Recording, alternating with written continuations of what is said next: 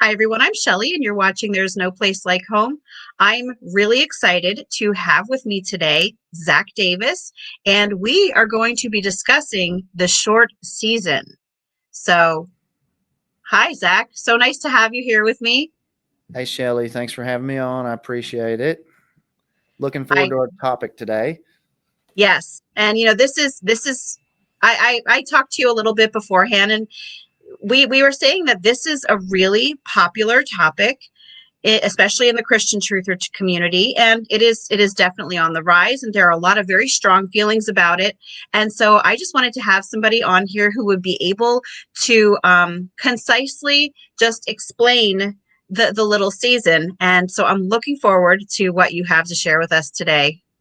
Well, hopefully we can do that. Maybe we'll take a look at some questions that maybe some points that they stick out on, and then maybe kind of give my explanation toward the end of it. So Okay. Do yeah, you we're just looking want to forward to that. Sorry, do you just want to share with us where we can find you and some of your anything you want to share with us? Yeah, so I'm Zach Davis, pastor of First Baptist Church in Mark Tree, Arkansas, and all my stuff is on YouTube. That's the main place where I put everything. We have an app. I'll get you the link to the app if anybody wants it on there, but everything is on YouTube, and you can just check me out at Zach Davis, and my channel will be there. We'll get a link to you, and all any kind of teaching stuff. Everything I teach at the church is on there. Interviews I do are on there. Um, yeah, pretty much every piece of content that we have, I put on there. So, uh, yeah, that's pretty much it. All right, thanks so much. And so let's get started on this. So I sent you some questions because there are not everyone agrees on everything when it comes to the little season, but the whole idea is that we are right now living in the little season. Sometimes some people call it the short season, a little while of Revelation 20. And there are different ideas as to when it started. There are different ideas as to when it's going to end, what we're looking for next. But Zach has put together a nice PowerPoint for us. And so I asked him some questions. And so the first one that I asked you is just the idea that the little season is hundreds of years long. Yeah. So Oh, one do you thing want I've me to add the noticed. PowerPoint? Sorry. Yeah, add the PowerPoint if you don't care, and I'll click Okay. through it. I think I'll be able to. Yeah, I've got Okay. control of it. So, one thing that's interesting that I like about the little season people is every video I watch, it seemed like they always said, "Hey, we're going to start with the Bible." Like, and that's a wonderful premise for especially somebody like me who's a pastor to hear. Okay, because this is the basis of everything that I want to do is start with the text. But it seemed like the further that we got into some of these videos, that it got away from the text and they broke some of their own rules. And what I mean by breaking some of their own rules is the idea of things such as timing. So the little season folks are going to take passages like Matthew 16:27 and 28, where Christ talks about some of them wouldn't taste death until he comes. And they're saying, yeah, and they're seeing shortly in some of these things, and they're seeing this generation. They've got all of these other things that are tied into this, but there are certain areas in regards to the little season that it doesn't quite apply to and fit into. And one thing I would say about them making the little season 100 years long is, can God communicate time? And you guys know that well already. You do that with many texts. And then when we get to passages that refer to the little season, it just seems like all that goes out the window. So one example that I would bring up would be Daniel 12:4. Daniel's told to shut up the words and seal the book until the time of the end. Well, roughly 500 to 600 years later, depending on how you date certain things, John writes the Revelation. And in Revelation 22:10, John is told, do not seal the words of the prophecy of the book, for the time is at hand. So 500 to 600 years is the idea of a long time in the Bible. So Daniel's told seal it up because you've got 500 to 600 years, which is a long time. If we're taking some of these who are making the little season hundreds of years long, you're contradicting really the way the Bible uses time and the way that God has even spoken of things that are here in the text. So if you started it, let's say, Shelley, correct me if I'm wrong here, a lot of them are in this thing 18th, 19th century, maybe 1776. They'll end the millennium and begin the little season. Am I fair to say that? Yes. Okay, so 1776. I mean, we're approaching, several hundred years. Kind of the same situation where Daniel was at here. We're a little bit shorter than where Daniel was, but if that's the pattern for the text for what God would call a long time, we can't call a short season or a little season a couple hundreds of years. To make the little season last hundreds of years violates the little season's own interpretive principles in understanding the timing indicators that are in the Bible. So, and that's not the rules that I'm playing by. That's the rules that they're playing by. So consistency, I think, is something that we're looking for across the board. Yes, thank you. I absolutely agree with that. And someone actually made a comment like that the other day. They said they're breaking their own rules. So it's interesting that you said it the same way. Yeah, I didn't read the comment, but that's one of the first things that stuck out to me when I was trying to think this through. Oh yeah. Oh no, I'm not saying that you read the comment. I'm just saying that it's interesting. You're not the only person that has noticed this, Yeah. So the next, are we done with that one? Yeah, I mean, okay. I'll go ahead and give it away just so people don't have to worry or wonder. I'm gonna make the claim that the little season here in just a little bit, that the little season is roughly 3.5 years. So I think that is consistent. I like their hermeneutic at the beginning with what they're doing with time indicators in the text. I just want to stick with it. And I think it's going to make more sense for it to be around 3.5 years. So. Yes. I was saying, in my opinion, I believe it was around 66 AD to 70. Are you around that time frame too for that?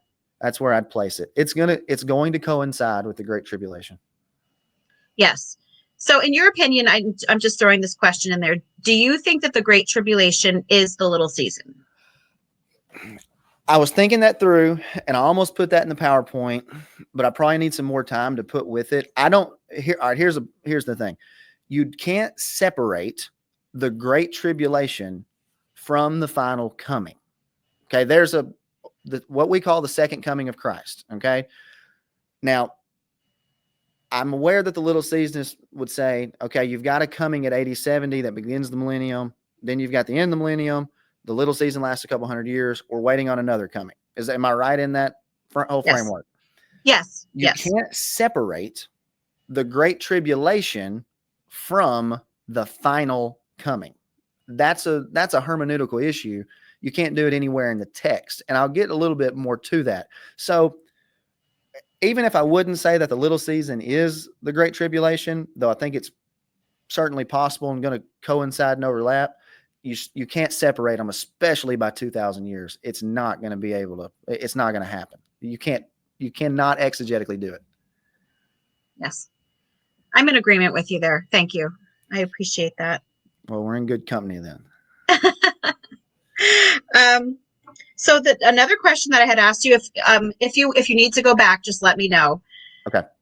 But another question that I had asked you was just about, there's this idea that there was a technologically advanced physical millennial kingdom that ended around the 18th or 19th century. So I see you are well prepared. So go right ahead. This is hilarious. This is hilarious to me, just in the way that I think, not hilarious like I'm laughing at, but like in the way that the post-millennial, let's take post-millennialism, and the way they think about the idea of the kingdom and advancement, and how I always hear Doug Wilson say, well, we've got dentistry and they didn't have dentistry and all this other stuff. And I'm thinking that's not the point of the text. So Shelley, let me make a clear distinction for your audience. When I'm thinking about the idea of the millennium, when I'm thinking about the idea of the kingdom, it's a covenantal change that's happening.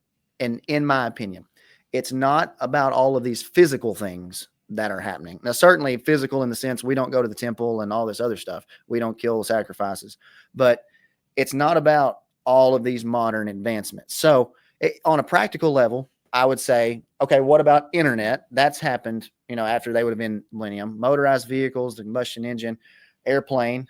If you want to go before, what about the pyramids and all the things that were built before the millennium? All of these wonders and advancements. I get Michelangelo's paintings and I get the marvel that's in all of that, but I mean, you're not going to convince me that's greater than the internet and all of the other motorized vehicles. But I really don't spend my time in thinking about, even on a question like this, I don't spend my time in thinking about how to nail down the technological advances, because this has got to be proved from the text. Okay. So what things happen in the Bible at the end of the millennium? Okay. So we're going to coincide the ending of the millennium with the Great Tribulation, with the little season, with the resurrection of the dead. Okay. So all of those things have got to be connected together.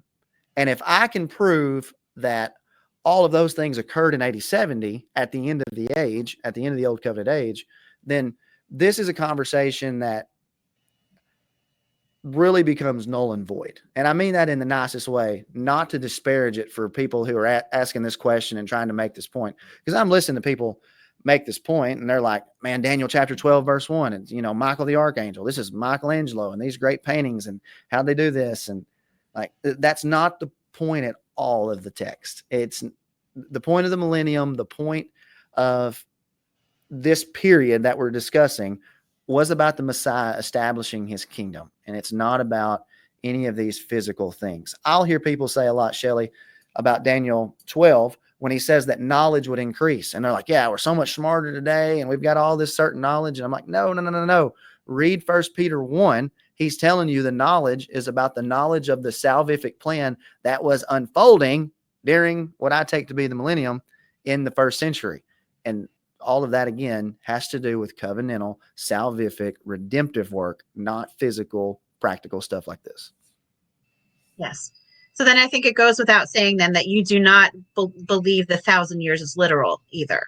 No, I don't. And, you know, I think that's a pretty strong point that I hear the little season people make over and over, because like the dispensationals, they'll say, hey, it's 1,000 years. It says it 6 times. It's literally 1,000 years. And I'm in agreement with the post-millennials and the amillennials that the 1,000 years is not necessarily about a duration of time, but it's about a quality of time. And G.K. Bill made that point, that the 1,000 years, see, the post-millennials and amillennials want to make it mean a long period of time. They're going to say, hey, the Lord owns the cattle on 1,000 hills. The day of the Lord is 1,000 years. 1,000 years is a day. And meaning that's just a figure of speech. And I would use it the other way, maybe in something like, because I'm making the millennium be during the time of the New Testament, during the time of the first century. And you say, Zach, how are you going to make 1,000 mean something lesser? Well, the Bible does it. Take David when he kills Goliath. It says Saul had slain his thousands, David had slain his tens of thousands, and David had only killed one person.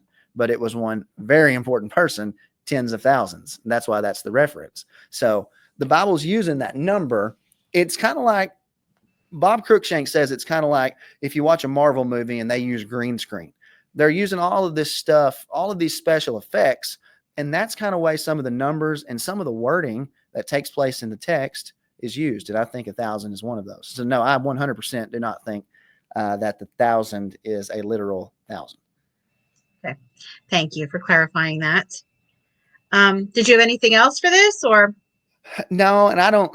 Okay. I really don't mean to disparage this question, but I do not think in these terms at all. Like I don't think in the realm of getting outside of the text. And maybe it's because of the world that I grew up in. We're looking at all of these other things. We're reading the Revelation and saying, well, this is this today in the paper, and this is this. I've come to the conclusion, Shelley, that I do not have to leave the text in order to understand the text.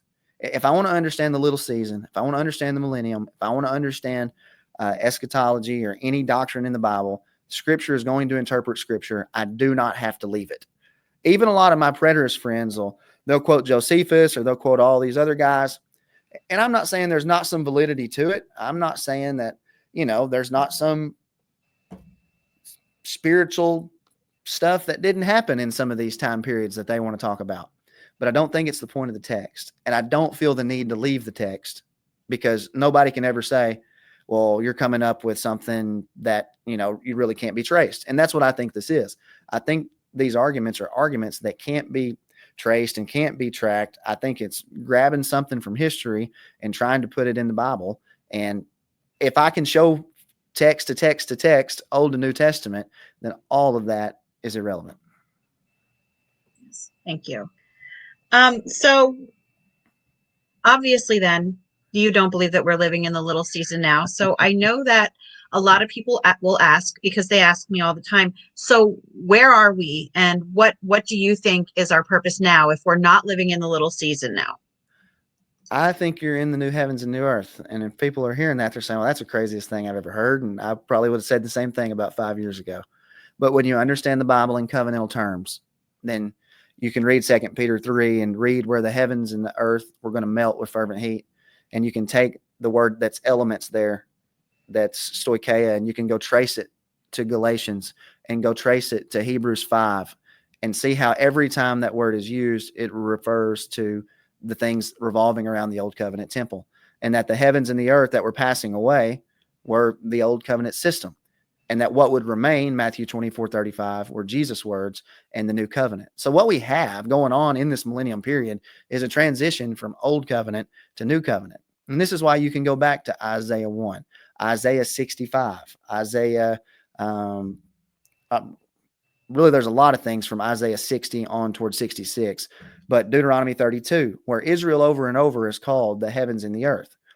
The famous heavens and earth passage, Shelley, is Isaiah chapter 65, verse 17, which gets quoted in Revelation 21. For behold, I saw a new heavens and earth. I would challenge anybody listening to this, and maybe I'll get you to tag my video where I walk through Isaiah 65. The first 16 verses of Isaiah 65 talk about the removal of old covenant Israel. Her removal was the removal of the old heavens and earth. He gets to verse 17 and says, behold, I create a new heavens and a new earth where righteousness dwells. That's the period that I think we're in. So no, I don't think that we're living in the little season. So I put this in here, that Satan is loosed for the tribulation. Okay.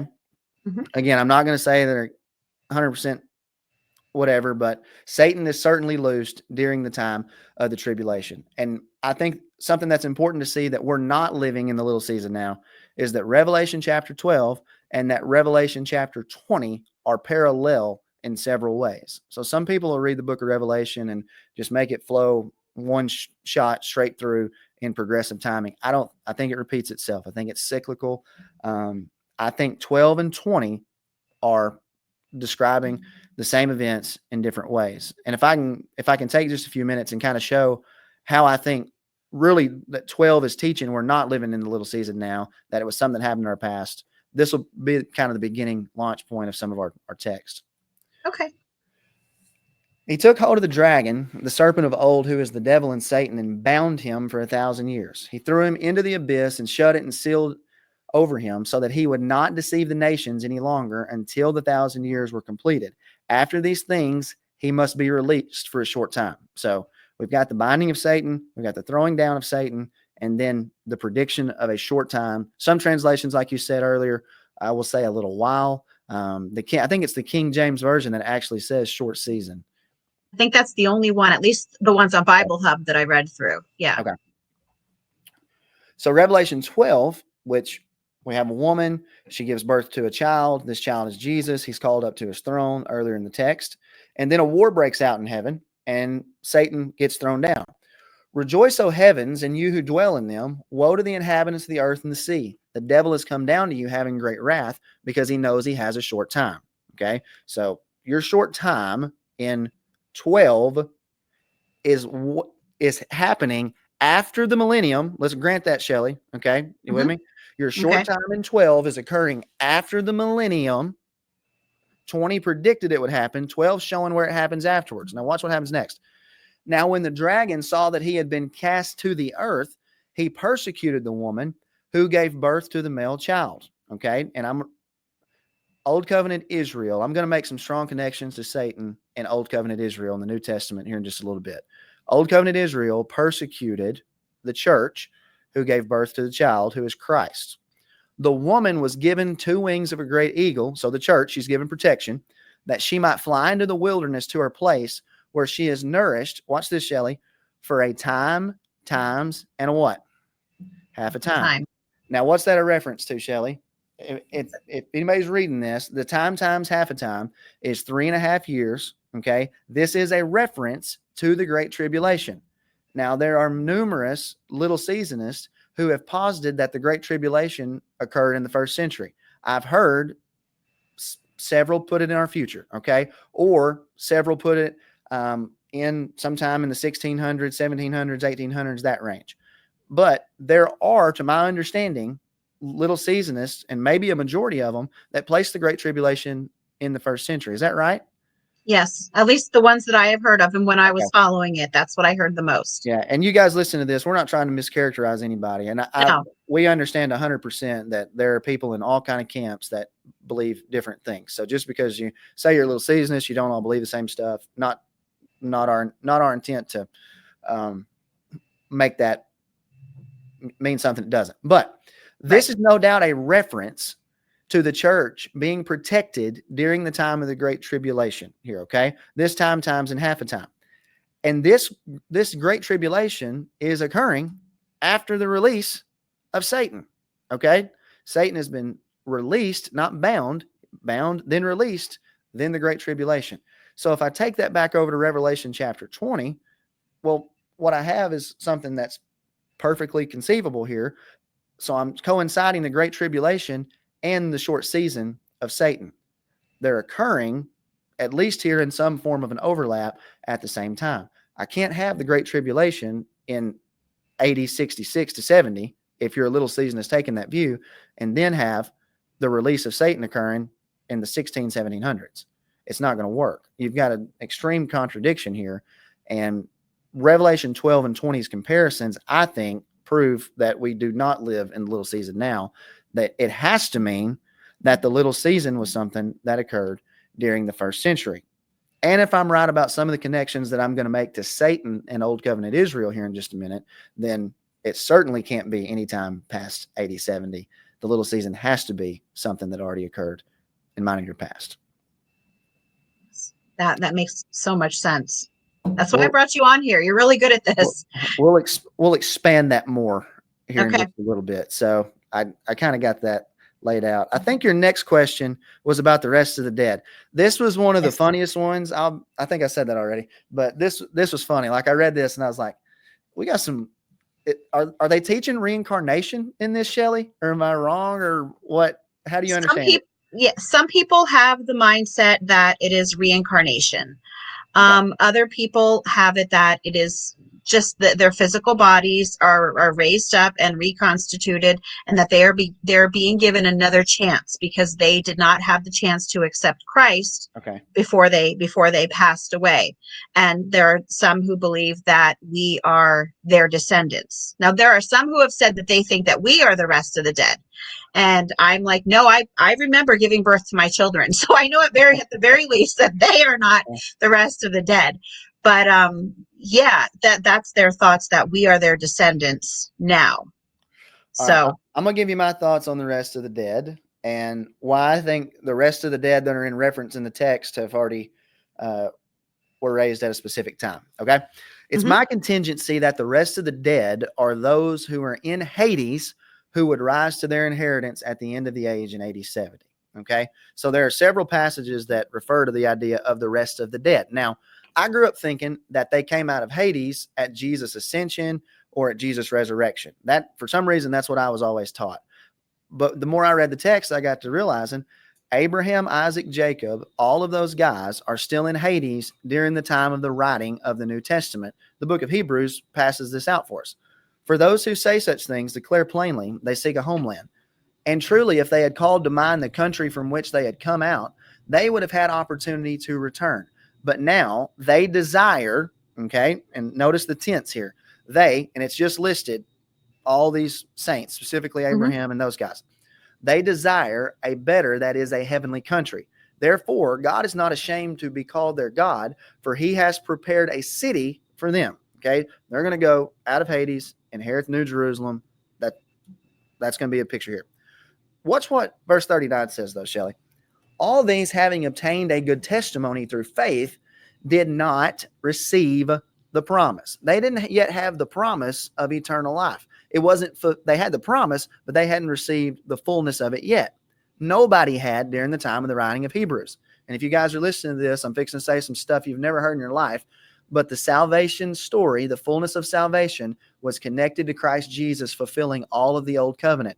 All of the old covenant was not fulfilled until AD 70. Heaven and earth, the old covenant, could not pass away until it was.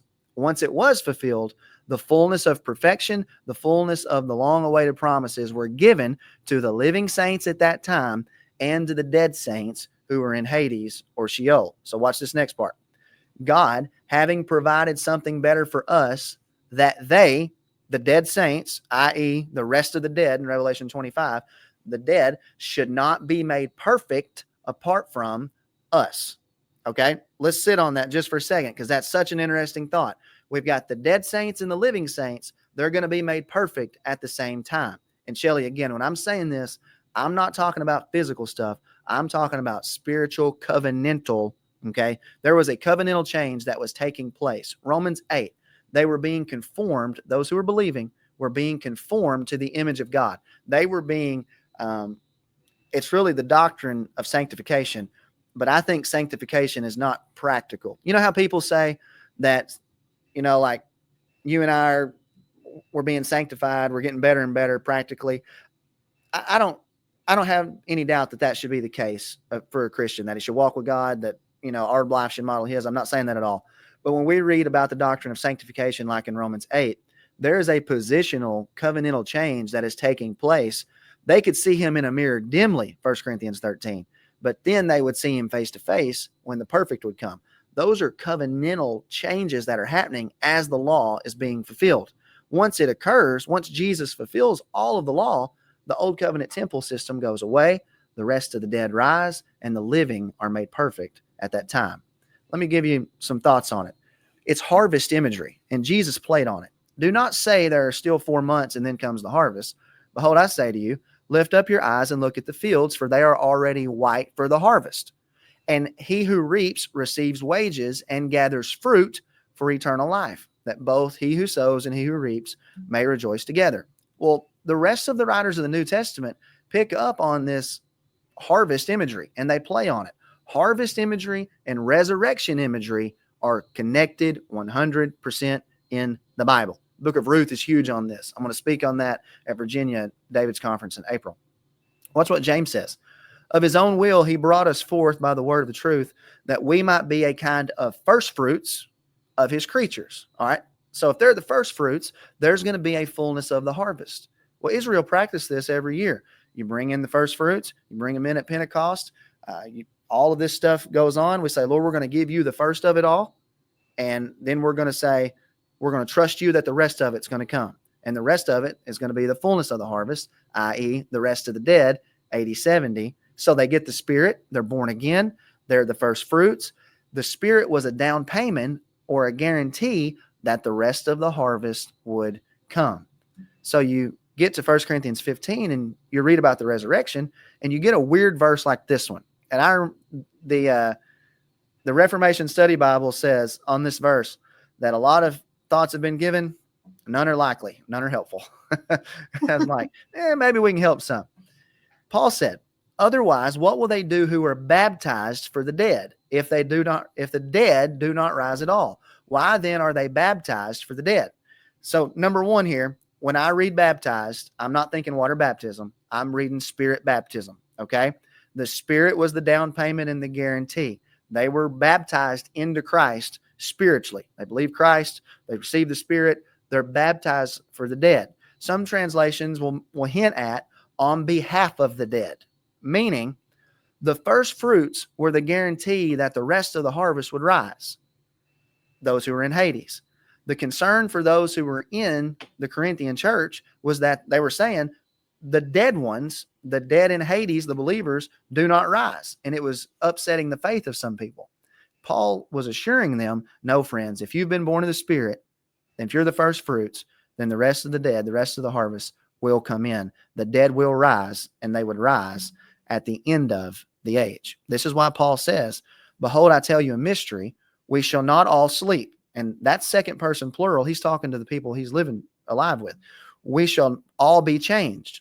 Again, Shelley, I don't read that and say that's a physical change. I don't think something physically happened to the people who were alive in 80, 70.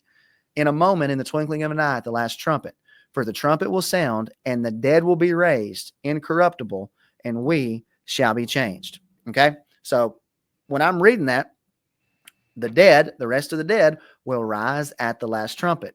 If you're a little seasonist, you've already put the last trumpet in Matthew chapter 24 in 80/70. Okay? Go read Matthew 24, 29 to 31. The trumpet is there. That is your last trumpet. We would have to spend a long time that I'm not going to do on that. But these rest of the dead are those who are in Hades, who are raised. They're perfected at the same time as the living from 80/70 on, because they have been given the fullness of salvation, the fullness of righteousness. They die and go to heaven. They do not die and go to Hades.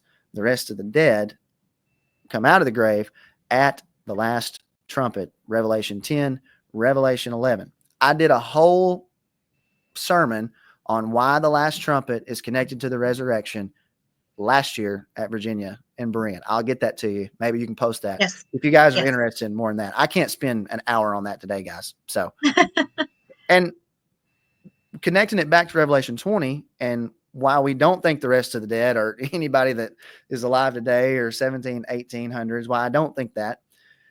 I saw thrones and they sat on them. Judgment was committed to them. And I saw the souls of those who had been beheaded for their witness to Jesus, for the word of God, who had not worshipped the beast or his image and had not received his mark on their foreheads nor on their hands.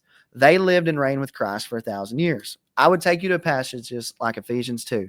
You were dead in your trespasses and sins. He made alive. The people in Ephesus had never physically died and rose, but they were spiritually dead and came to life. To say it another way, they were the first fruits, the first guarantee of that harvest. The rest of the dead did not live again until the 1,000 years were finished.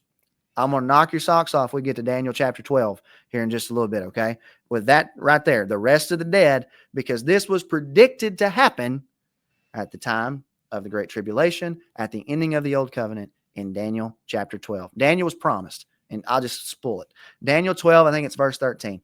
Daniel's promised that he would rise to his inheritance. He would be part of the rest of the dead of Hebrews 11. He would rise to his inheritance at the end of the days, at the end of the Old Covenant age, when the power of the Old Covenant was shattered and destroyed. The rest of the dead rose then, connecting it perfectly to Revelation 20, 1 Corinthians 15, Hebrews 11. Wow. That's probably a lot for anybody that has never heard that. So Wow. they would have 500 questions at that point. Yeah, just so everyone knows, any of these videos that you think are relevant, just send them my way. I will gladly put them in the description, and hopefully people will come over and to your channel because they will learn so much from you, like I have. So we'll have to go back and watch this again just so I can get you all the links to the videos that I've referenced already. But okay. All right. So what do you think about me kind of giving my take on the binding and the loosing of Satan in the little season? So Yes. maybe I'll kind of walk through it. Here's what I want to do. You stop me, Shelly. Just say, hey, Zach, clarify that, or let me ask you this, or all this. Like, you stop me at any time. Don't just let me ramble for 30 minutes. But so before you even start, though, I know that one thing that people are going to ask is, what is Satan bound from? Because the impression is that Satan is bound from doing anything during that time period. So, and I know that you'll get to that, but just to give you a heads up that question will come, but I'm sure you'll answer it. So I got it in here. Okay. And I don't think it's far away either. Okay. Honestly, but I don't really remember. So, but it's in here now. All right. My take on the binding, loosing, and the little season. Okay. Satan is bound during the earthly ministry of Jesus. I don't know if he's bound during the temptation. I don't know if you want to say whenever. Sometime during the earthly ministry of Jesus, I take it he's bound. I'll show you the text why in just a second. Then I would say Satan is loosed roughly 66 AD. Your little season happens. Then he's destroyed in 70. That's the simplest way that I know how to put it for anybody that's wondering. And then you got to prove it. So maybe we can.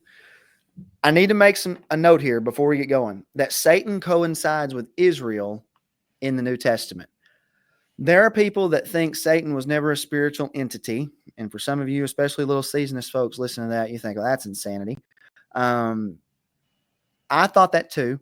There are some people that think Satan used Israel. I'm certainly there. I'm not completely convinced that Satan wasn't a spiritual entity, but the things I put in this, I firmly believe. Number one, Every snake, viper reference in the New Testament is in reference to the Christ rejecting Jews. Every single time you see snake, every time you see Satan, in my opinion, and I'll try to prove that in this PowerPoint, it's connected to Old Covenant Israel that rejected Christ. I'd point you to Revelation 2 and 3:9, where it says that they say that they are a synagogue, that they were Jews, but they were not. They were actually a synagogue of Satan. Both of those texts say that.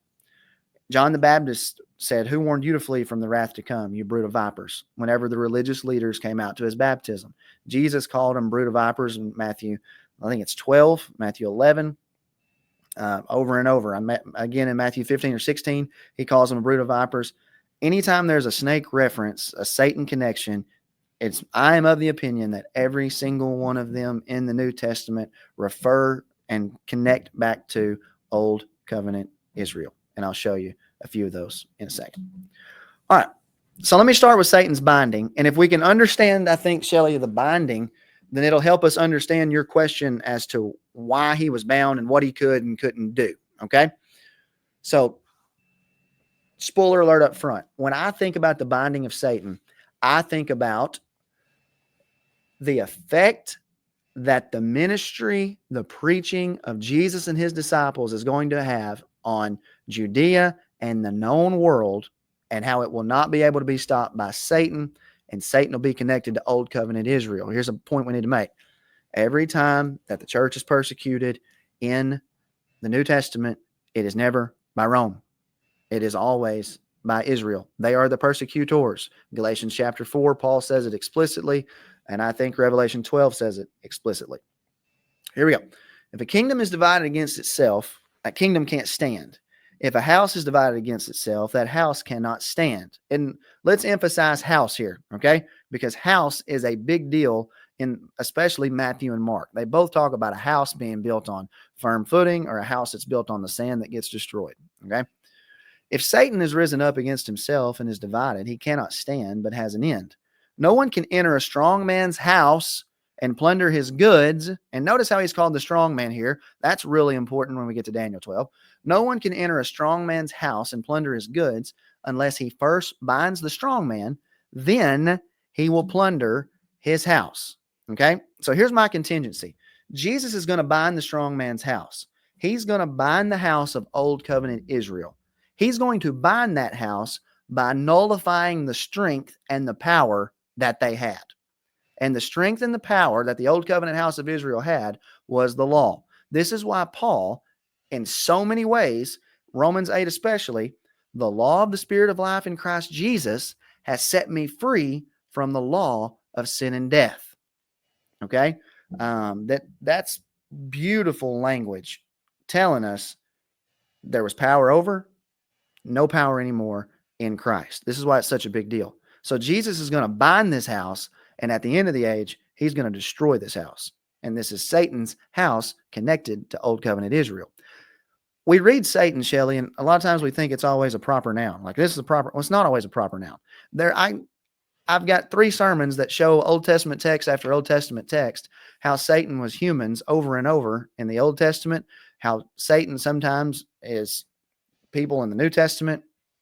And it means adversary. It means to be against. Accuser too, doesn't it? Yeah, At times also. yes, an accuser. That's going to be really important to where I'm fixing to get with our strong man analogy. So strong man in the house and accusation. Think about that too. I got to look this up. This is going to bother me if I don't do it, and I don't have it in here. But Romans chapter 8, verse 1 says this. There is therefore now no condemnation to those who are in Jesus Christ, who don't walk according to the flesh, which is an Old Covenant reference, but according to the Spirit, the New Covenant. For the law of the Spirit of life in Christ Jesus has set me free from the law of sin and death. And the reason I bring that up, Shelley, when you say accuser, is because Revelation 12, he's called the accuser, okay? The accuser had the strength, had the power over that law. Well, Jesus dies and rises for their sins. It doesn't hold them anymore. They're set free from it. Okay, so that's why this binding of Satan idea connected to Israel, it can't thwart the gospel. It cannot do it. So Jesus says, Jerusalem, Jerusalem, the ones that kill the prophets and stone those who are sent to her. How often I wanted to gather your children together as a hen gathers her chicks under her wings, but you were not willing. See, your house, the one that Jesus bound earlier, is left to you desolate. It will be destroyed. Romans chapter 8, who can bring a charge against God's elect? There you go. No accusation can be found anymore. Another connection. So, in Matthew chapter 23, we get the idea of the strong man and the accuser connected back to Israel's leaders. This is why they hated Jesus so much. They had power over these people. He's setting them free from that. And here's what was happening, Shelley. They had power over these people. And instead of leading them to worship Yahweh, they were leading them astray to worship other gods. Massive, massive problem. Jesus spoke to the multitudes of the people, saying, the scribes and the Pharisees sit in Moses' seat. That's important. Underline that, everybody. They sit in Moses' seat. Whatever they tell you to observe, observe and do. Don't do according to their works, for they say and do not do. They bind heavy burdens. Here we go. That the strong man was binding them.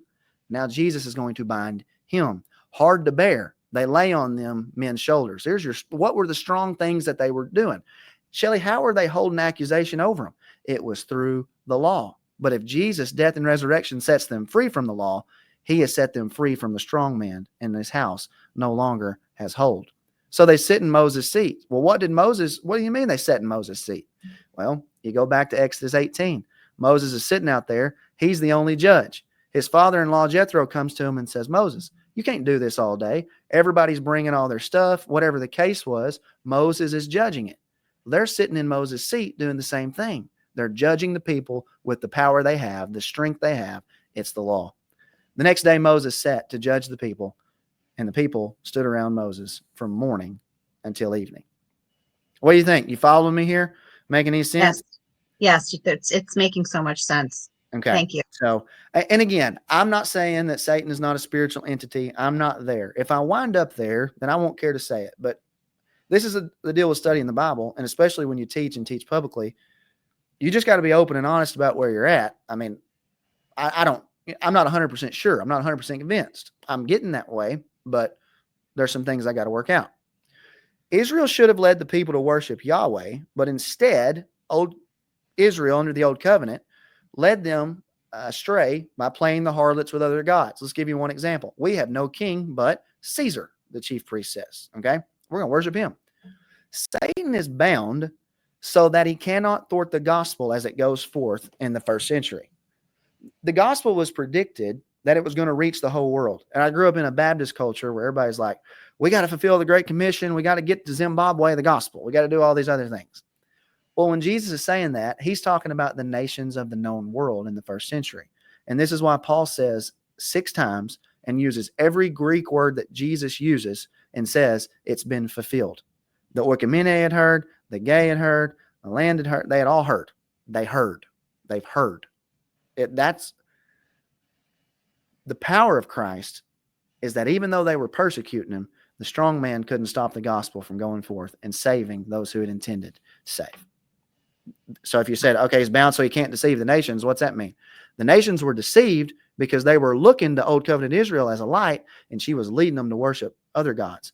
But her light gets taken away. You are a city set on a hill. You're the light. They're all going to look to you, and you're going to lead them to me. That's the point. Maybe a popular passage. You think we got time to hit a couple of these?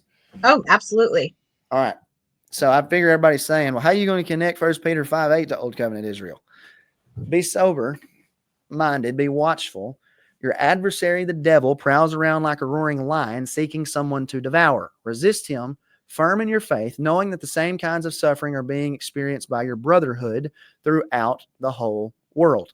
After you have suffered a little while, the God of all grace, who has called you to his eternal glory, will himself restore, confirm, strengthen, and establish himself to you. All right, I want to spend some time here. The first thing I want to do is, everybody's thinking, and I've thought this my whole life. Well, number one, is this a spiritual entity, or are you going to connect this to Israel? And I'm going to tell you guys, I'm going to 100% connect this to Israel. You say, well, how are you going to do it? I ain't going to show you a history book. I'm not going to show you a Michelangelo painting. I'm not going to show you that. I'm going to show you the Old Testament. Okay? Look what it says. Your adversary, the devil, prowls around like a roaring lion, seeking someone to devour. Peter, who is a Jew, has read the Old Testament, he would be familiar with Ezekiel's day whenever Israel's leaders had gone wicked, judgment had come from Babylon. Notice what Ezekiel says in Ezekiel 22. The word of the Lord came to me saying, Son of man, say to her, to Israel, you are a land that is not cleansed or rained on in the day of indignation. The conspiracy of her prophets in her midst is like a roaring lion tearing the prey. They have devoured the people and have taken treasure and precious things and have made many widows in her midst. Her princes in her midst are like wolves tearing the prey to shed blood, to destroy her people, to get dishonest gain. Her prophets plaster them untempered mortar. He just keeps going.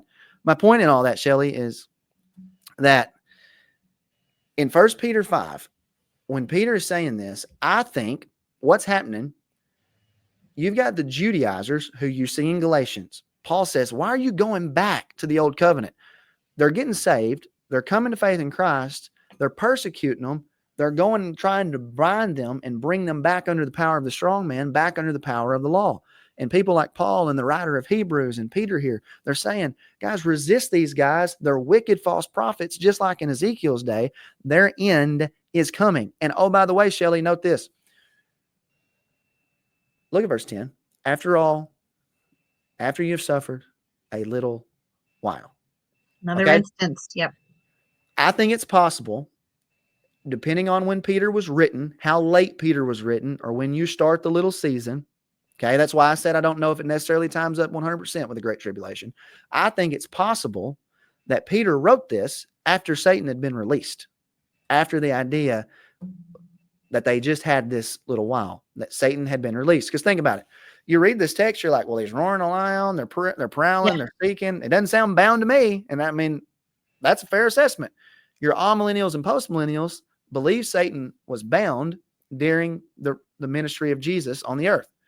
And they're getting to this text and struggling. And I'm like, maybe he was released. Maybe this is during the little season, because he I was going to ask you. Yeah. Because he only had a little while. Yes. And because I think people have asked me that about 1 Peter 5:8. They're saying, but if Christ was bound, not Christ, sorry, if Satan was bound during that time, then what about 1 Peter 5:8? And so, and I do believe, I don't remember if it was you or someone else who said that they believe that Peter may have been written before Revelation. I think it's possible, because if you keep reading here and you get to verse 13, he says, she who is in Babylon greet you. Well, if he's read the Revelation, he knows the Babylon is a reference to Jerusalem. And I'm 100% convinced, we'll get there in a minute, that the Babylon, the harlot, is Old Covenant Israel in the book of Revelation. And I think the text, Jesus is clear. And I think John's playing off of it. So, all right, let's think about the little season in Revelation 6. So this is the fifth seal in Revelation 6. He opened the fifth seal. I saw under the altar the souls of those who had been slain for the word of God, for the testimony which they held. And they cried with a loud voice, saying, how long, O Lord, holy and true, until you judge and avenge our blood on those who dwell on the earth? Let's make a note here, Shelley. That word there for earth is the Greek word geis. It's translated thousands of times in the Old Testament and other places in the New Testament as land. Yes. What judgment? It's the judgment on the land of Old Covenant Israel. Why? For killing the prophets and the saints. And these are them who have been slain under the altar, saying, how long? A white robe was given to each of them. It was said to them that they should rest a little while longer. Okay. They only have a little while, and that little while is going to coincide with the little while of 1 Peter chapter 5. And I think it coincides with Revelation chapter 20's little while. Why do I think that? Well, if my connections to Old Covenant Israel and Satan are true, and the little while in 1 Peter chapter 5, when they had a little while longer, their relief would come. That means they would be relieved whenever Old Covenant Israel was destroyed. So Satan's little while would only last, as I said, somewhere in the span, depending on when Peter was written, of that 3 to 3.5, 5 years, whatever that might be. So that's an interesting thought. Yes. I'm not saying I'm 100% there, but this judgment that they would be avenged for is a covenantal judgment of the Old Covenant. And I think their little while coincides with at least some overlap to Satan's little while. All right, I don't think I have too much more. I think I'm about done. I'll let you ask me 500 questions here. Revelation 18. A mighty angel took up a stone like a great millstone. This is from the law, by the way. This is prophets. Go back and read Deuteronomy and Numbers. You're going to find this. Great millstone and threw it into the sea, saying, thus with the violence of the great city Babylon shall be thrown down and shall not be found anymore. Okay, so she's going to be done away with. Remember when Jesus said to him, he said, if you have the faith of mustard seed, you'll say to this mountain, move, and it'll be cast into the sea, meaning it'll lose its covenantal standing. It'll be like a Gentile nation. Well, the temple was on that mountain that he's looking at. This mountain is Babylon the harlot, and here's her being thrown into the sea. Same idea. Thus with violence the great city Babylon shall be thrown down, and shall not be found any more. The sound of the harpists, musicians, flutists, trumpeters, and shall not be found or heard in you anymore, nor craftsmen, nor any craft shall be found in you anymore. The sound of a millstone shall not be heard in you anymore. The light of a lamp shall not shine in you anymore. And the voice of a bridegroom and bride shall not be heard of you anymore. People always say, well, the Roman Catholic Church is Babylon the harlot in Revelation. Oh, really? When was she in covenant married to Yahweh? Wasn't. For your merchants were the great men of the earth, land, again, Greek word for land. For by your sorcery, watch this, Shelley, all the nations were deceived. Okay? Babylon the harlot is deceiving the nations. Okay, who is she? In her was found the blood of the prophets and the saints, all who were slain on the land. Okay? Who killed all the Old Testament saints? Was it the Roman Catholic Church? They didn't kill any. They didn't exist back then. The Old Covenant, wicked leaders, those who were prowling around seeking whom they devour, they're the ones that killed them. So Jesus says this in Matthew 23. I send some of you prophets, wise men, scribes. Some of them you'll kill and crucify. Some of them you'll scourge in your synagogues, persecute city to city. On you may come all the righteous blood shed on the earth or the land. And notice his context of the Greek word gay here, land. From Abel to Zechariah, that's John the Baptist's dad, two people who were in the Old Covenant, son of Berechiah, whom you murdered between the temple and the altar. Assuredly, I say to you, all these things will come upon this generation. Revelation's written late 60s. They have a little while, all fits and flows perfectly. But let me bring your mind back to something right quick. And he says here in Revelation 18:23 that your merchants were the great men of the earth. By your sorcery, all the nations were deceived. Shelley, we get to Revelation chapter 20, and it says that Satan was bound. And what was the purpose of Satan's binding? So that he should no longer deceive the nations. If Babylon is Old Covenant Israel, which is plain as day to me from this text. That's one of the most obvious things to me in the book of Revelation. And she is the one that is deceiving the nations of the known world. Then how come 2 chapters later we do not at least connect the binding of Satan to Israel's inability to no longer deceive the nations? Wow. That seems like a slam dunk to me, in my opinion, in my humble opinion. I think it is. It makes a lot of sense to me to connect it. If it's not saying Israel is Satan, there's at least a connection. And if you don't see that connection, guys, like I don't know, maybe that's a new thought to you. And sometimes when we get offended at new thoughts or when somebody says something different, I do. I mean, then you got to work through it. And yeah, you get out of your comfort zone. You're comfortable where you're at, and you don't want to move from that comfortable spot. Yeah. But you're gonna. I can hear people. We'll probably get it in the comments, so I'll just head it off before we do. Like you're going to get the Matthew 4. Well, Jesus went out to be tested to the wilderness, and he went to the wilderness to be tested by the devil.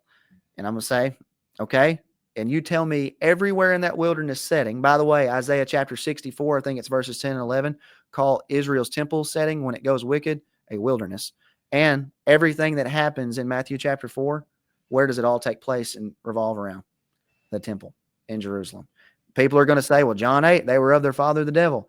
And I'm going to say you're exactly right. And in Matthew 23, 9 and 10, Jesus says, stop calling people father. In Matthew 23, 9 and 10, the Geneva Study Bible and Bingle and Noman's commentary says that the people would call their religious leaders, the scribes and the priests, they would call them their father. You're of your father, the devil. So there's connections everywhere. Wow. In Old Covenant Israel. But one text, I think, Shelley, that'll help kind of sum up several things that we've hit on the little seasonless arguments, and I'll kind of hit as we go, is Daniel chapter 12, if you don't care for me to walk through a couple of these verses. I Oh, don't have it all in absolutely. here, You have the floor. but just a few. I may be boring you and getting on your nerves. I don't know. No, you're not at all. All right. Daniel 12. At that time, Michael shall stand up. Okay.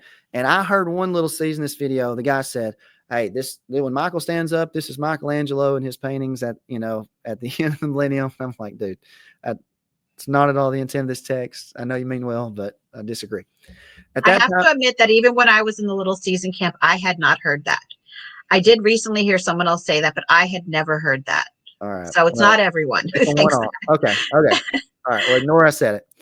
At that time, Michael shall stand up, the great prince who stands watch over the sons of your people. Okay. And the sons of your people, Daniel's people, are the Jews. All right. There shall be a time of trouble. Okay. And this is Jacob's trouble, also known as the Great Tribulation. All right. Your time's time, half a time. Here's that prediction. Such as never was since there was a nation, even at that time. And at that time, your people, those who believed, okay, shall be delivered.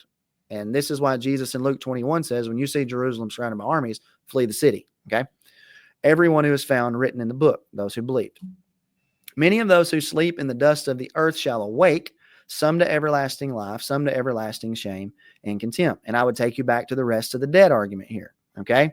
So this is those who are in Hades. There's a judgment, righteous and the unbelievers rise out of there and are judged. Those who are wise shall shine like the brightness of the firmament. Well, this gets quoted by the Apostle Paul in Philippians chapter 2, verse 15. And he says, and Jesus quotes it in Matthew chapter 13, I think it's verse 43. And when he explains the parable, when he explains one of those parables, I don't remember which one it was, maybe the parable of the sower. They state that those who were believing in him were shining like brightness. Paul says that they were shining like stars in the midst of a wicked and perverse generation in Philippians chapter 2, verses 14 and 15.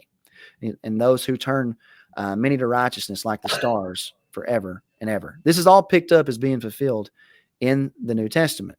But you, Yes. Daniel, shut up the words and seal the book until the time of the end. Okay. Well, when's that going to be? That's sealed up. Well, Revelation 22:10 says, don't seal it up. The time's at hand. All right. We Right. know when the time of the end was, when all of this was going to happen. Time when the book of Revelation was written. Wasn't predicting it. It was saying it was right on them. Many shall run to and fro, and knowledge shall increase. There's your knowledge verse I was talking about. Verse 7. This is important to us, Shelley. I heard the man clothed in linen who was above the waters of the river. He held up his right hand and his left hand to heaven, swore by him who lives forever, that it shall be for a time, times, and half a time. There's our 3.5 years. Remember Revelation 12. Little while, all connected together. And when the power of the holy people has been completely shattered, all these things shall be finished. One question that I ask anybody, it doesn't matter what their eschatological position is. If this is in mind in your future, who are the holy people? The only Right. holy people alive today are the church. Are we going to say that the church is getting shattered after Jesus repeatedly said it's not going to get shattered? And most of the world's got them getting raptured off the planet? Nobody's going to say that. The holy people that had the power were the ones that broke the law. They were the strong men, the ones that were connected to Satan, the strong men. And they had that power through the law, and their power was shattered through the work of Jesus Christ. He set people free from that. They were no longer bound by it. And that's why Satan couldn't deceive them when Christ's gospel message comes. What happens at this time? The resurrection of the dead. But you, Daniel, go your way to the end, for you shall rest and will arise to your inheritance at the end of the days. When is that? That's the rest of the dead rising in Revelation chapter 20 and verse 5. That's my contingency. And Daniel 12 sums every bit of it up, that you have embedded inside the great tribulation, the time, times, and half a time, at least in connection, maybe it overflows at some, is that little season. And every time you read about it, if the little season, and it is connected to the great tribulation, and the great tribulation is connected to Old Covenant Israel in their 3.5 years, likewise, you have to connect the little season to Old Covenant Israel. And if I'm right about connecting Satan to Old Covenant Israel and everywhere we just did in the New Testament, it strengthens it more and more. You can't get the little season past 80, 70 in Old Covenant Israel. It's not possible. Wow. This was amazing. I don't know if that was helpful or not. Oh my gosh. Yes. Yes. You made so many connections and just so many mic drop moments. And again, in my humble opinion, as I'm watching you go through this, because a lot of the connections I have never seen. Now, some of them I have, but a lot of them you just are introducing me to for the first time. And it just, to me, there's just no other explanation. So I th- I think this is going to be really helpful to some people. I hope it is, and it'll take some time for people to work through and think through, and naturally, it'll lead to 500 million other questions. So, Yeah. And you know, I'm going to give you some of those 500 million questions right now, because all I can already anticipate some of the things that people will ask me. right, let's hear So it. if you don't mind, and it won't be too long. I don't want to keep you too much longer. No, you're But good. one of the questions that I know people will ask you, because they ask me all the time too, and I don't really have, in my opinion, I don't have a sufficient answer for this, is if the little season is over, and if Satan has already been thrown into the lake of fire and his angels, how do you explain what people call demonic possession nowadays? All right. So I preached a sermon on this about probably 5 or 6 months ago called "Dealing with Demons." We'll have to connect that one down at the bottom too. I'm gonna write it down. I made the strong connection, and it's in 1 Corinthians chapter 10, that Paul connects idolatry and demon worship. Now, again, I'm trying to figure out what I'm going to do with Satan as a spiritual entity, and that's going to be a big deal with demons. I'll just tell you straight up, I don't believe that demons exist today like the things that were going on in the New Testament. I don't know where you're at on that. That's not a salvation issue, Yeah. but I'm 100% against that idea that, and there are people in my church that are like, well, we think you're wrong on that, and that's fine. But I'm 100% against the idea that there are demons today like there were then, unless you classify demons like Paul did in 1 Corinthians chapter 10. He equates demonic possession to idol worship. Can I do this right quick? Sure. You give me 2 seconds. I want to go back to Deuteronomy chapter 32 because Moses Okay. was doing this in the Old Testament. Deuteronomy chapter 32. Let me get to verse 16. It says this about Israel, and it's a prophecy predicting when they would reject God, okay? It says, they provoked him to jealousy with foreign gods. With abominations, they provoked him to anger. They sacrificed to demons, not to God, to gods they did not know, to new gods, new arrivals that your fathers did not fear. He just equated demons to false little g gods. I won't read it, but Paul does the same thing in 1 Corinthians chapter 10. So whatever you do with demons, you've got to make a connection to demonic possession and the worship of idolatry. Okay? Because this text in this, it's like a Hebrew parallelism. He says they sacrificed to demons, to gods they did not know. He's equating demons to gods that they didn't know. Now, that doesn't refute the fact that it might not be a spiritual realm, but they certainly had hand-carved images and things that they were worshiping during the time of Israel. Yes. So that's where I would begin on that. I got into that more in that sermon. I really don't remember what I said 5 or 6 months ago, but Yeah, I do remember that I watched it, but you're better able to explain things than I am. So I don't know about that. If I could remember half the things I thought I once had learned, but I don't know. No, thank you. Hopefully that will be helpful. I do know that there are people in my comments who say that they have participated in the deliverance of demons, and so there are some people who do feel very strongly about this. Yeah. So I had people. I have a guy in my church I'm good friends with, and he tells me that he encountered this angel like this time, and I'm like, dude, I love you. I just don't believe you. yeah, We're never gonna come to yeah. terms on this. Yeah. Yeah. And that's really what I said when people ask me. I said, at this point in time, I'm not really sure about this. And it's not because the Bible is wrong. It's just because my understanding is just not there yet. I just don't know. And like you said, it's not a salvation issue. Yeah. Well, and you So don't have time to study for 800 million hours every single, theological rabbit hole you could chase down. So, not yeah. saying you shouldn't, but you can't spend your time everywhere. Right. And not only that, then that in itself runs the risk of becoming an idol to you. Yeah. If you're running down every rabbit hole for that, and in lieu of worshiping. Yeah. So another question that I have is, I don't know. Oh, okay. So what do you think is the camp of the saints that is mentioned in Revelation 20? So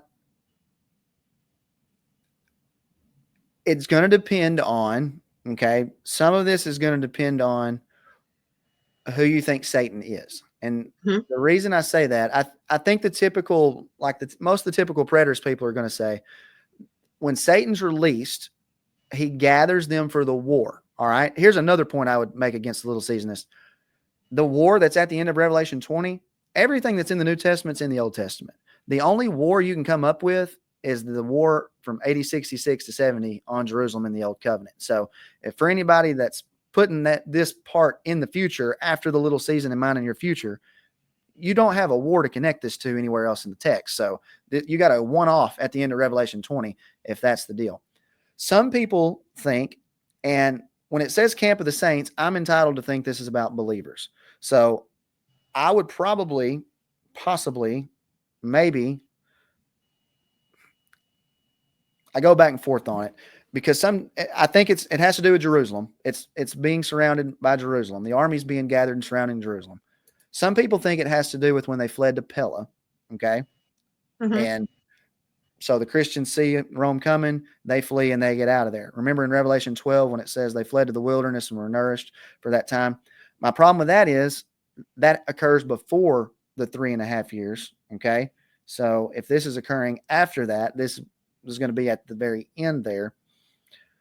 If it's not, okay, take with me here. Depends on what you do with some timing things in Revelation 20. Let's say, do you have the text in front of you? It's I okay. can pull it up. No, it's all right. I know. Well, when they come and they gather and surround, okay, Satan gathers the nations to come to Jerusalem. There was a war that was impending the whole way through the New Testament. All right. There was a war that the people wanted. John 6, they want Jesus to be king. Okay. They want Barabbas instead of Jesus, who is a zealot. They want a war. They want a fighting and an uprising. Yeah, this is good. So what they're wanting is this war. Well, this war gets held off. Well, eventually, with the loosing of Satan, you get the gathering of everybody coming to the war.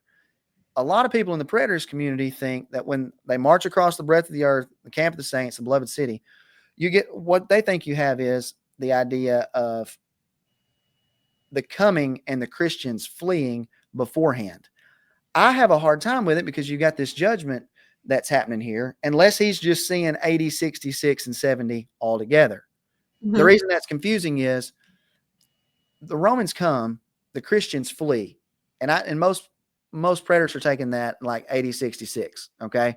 Well, this judgment that happens in verse 10 is your judgment on Jerusalem, I take to be that. And this is why I said you've got to figure out what you're going to do with the devil. Are you going to make this devil the high priest? Okay. Remember Matthew 25 when it says that hell was prepared for Satan and his angels? Okay. Yes. Well, number one, it depends on what you're going to do with the doctrine of hell, because the word hell is not there in that text.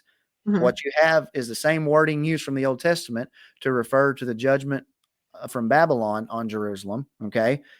So you've got a fire burning that's there. You're going to have to figure out what you're going to do with Satan and his angels. If Satan were connected to Old Covenant Israel and the high priesthood, does angels mean angelos, the messengers of the Old Covenant priesthood? If it is, then you can make all that be 80, 70. If it's not, then it's got something that's going on in the spiritual realm, which Mm-hmm. I still, either way, whether it's talking about something physically in Jerusalem or in the spiritual realm, both of it to me is at 80, 70 because of the timing of everything else that connects you to 80, 66, and 70. And this is connected to the Great Tribulation. So I'm not trying to sound like I'm talking out of both sides of my mouth, but I don't know because I don't know. And I don't know specifically what I'm going to do with the Satan idea, with angels, the angel idea, how you can translate angelos as messengers. And if I don't know that, then I don't know. Most people are reading this saying he threw them into hell. And I'm like, I think this has an 80, 70 Jerusalem judgment reference to it. Yes, I do know that. I agree. Yeah, I agree. And I Yeah, love your humility in that you are willing to admit that you just don't know, because unfortunately, there are just some people who very strongly say this is 100% the way that it is. And, there are so many things that I always say that we won't know this side of heaven. yeah. And I think that it's really important to keep that element of humility in there, even when you've spent so much time studying, especially on the portions of the text that really, are a little bit harder to decipher. Well, and there are things that I know there are people who would say, well, you can't be dogmatic on that. And I'm dogmatic on it because I've studied it and I've spent time there, and I've at least think I've found what I consider to be, pretty strong conclusions, like the First Peter Mhm. 5:8 deal, connecting it to Ezekiel. Oh, yeah. Hmm. But this just isn't one that I've come and said Right. I can find consistent meaning in, and really because I haven't decided where I'm at on the spiritual, supernatural, devil stuff. I mean, Yeah. is it going to play an important role? And that's the issue that I have, is that I do go back and forth because, what you have presented here just really makes so much sense to me. But then, Bob Cruikshank, he sent me to the podcast by Dr. Michael Heiser, and I was a huge fan of Dr. Michael Heiser, have Yeah. I think all of his books actually. And so I can see that portion of it too. But when it comes to this New Testament aspect and the connection with Israel, I honestly do think that that's a slam dunk in that context. I what I presented for anybody watching, it a lot of it bends against what she's talking about with Heiser and a lot of the divine counsel stuff, and seeing more of it as physical stuff instead of supernatural spiritual stuff. And I by no means look, I don't have a problem with if it's teaching supernatural or spiritual being demons. I don't have a problem with that. I'm not trying to get rid of angels. I'm not trying to rid of it. I'm not trying to get rid of the supernatural stuff. I'm just Mhm. if I'm going to be consistent with my hermeneutic, though, I can't read 1 Peter 5:8 knowing Ezekiel 22 exists and not go there. Yeah, because it's so obvious when you read them side by side. He's playing off of it. Yes. Yeah, I absolutely agree. So I actually think, because you covered this so thoroughly, that I don't even think I have any questions written down that you haven't already hit. So I thank you for that. And I thank you so much for just agreeing to come on my channel. And I encourage all of you who are watching, please go over. Yes, I will put some of his videos in the description, but just head over to his channel, because it's just a treasure trove of information over there. And so, Zach, your channel is just Zach Davis, correct? it is. You'll have to do some. You'd have to see my picture in order Well, to I'll know. leave a link, if anyone can just look in the description. I always leave links in there, so you can just head over to his channel that way too. I need a cool, But catchy name like you've got. I'm sorry. I need a cool, catchy name. Yeah, but the funny thing is that, like, there's no place like home really has nothing to do with what most of what I talk about anymore. I called it that when it started as a homeschooling channel. So, but that's what everyone knows me by, so I just kept it. I don't blame you. I wouldn't change it either. Yeah. Yeah. Because I still feel there's no place like home. I still agree. So I'm okay with that. But anyway, Zach, if you would just be willing to stick around after we finish recording. But again, I just want to thank you so much for joining me here. And is there anything else you wanted to add, like any closing thoughts or? No, just want to say thanks. And my rule again for anybody listening: Scripture interprets Scripture. That's what I try to go with, and don't have to get outside the text. So you little seasoned cats, I don't think y'all don't know the Lord. So don't hear me say that. No, they're good people. Yeah. All right. Thank you so much, Zach. All right. Thank you. And all the rest of you, if you like this video, give it a thumbs up. If you haven't subscribed and would like to hear more of what I have to say or what Zach has to say, I would love if you would do that. Please go over to his channel. And if you like my work and would like to support my channel, you can just click on that right on my channel page for the membership. And I believe Zach also has a membership on his channel too. So click on that if you'd like to support him. But I hope you all have a great day.